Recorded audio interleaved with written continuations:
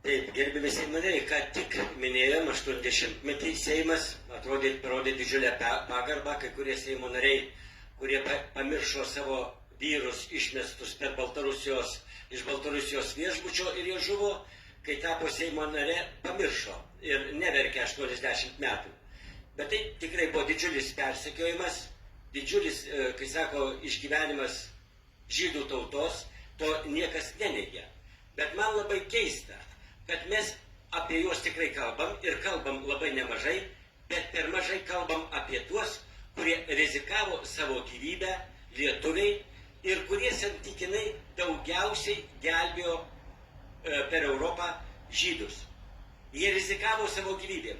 Aš noriu priminti Antano Trimako, daktaro, istoriją. Jis, būdamas diplomatas ir generalinis konsulas, išdavė daugiau kaip 1000 vizų, rizikuodamas gyvybės ir išgelbėjo tiek gyvybių.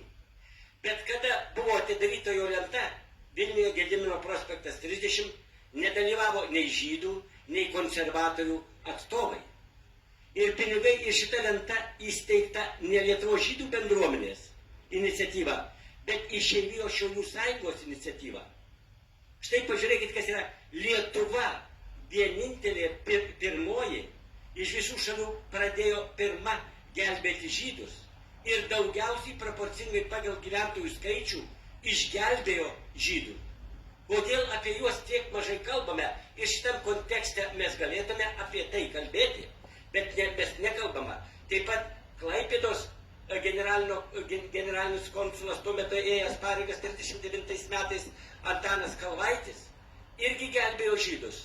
Irgi lenta Klaipėdoje pakabinta vien Išeivijos Šiaulių iniciatyva.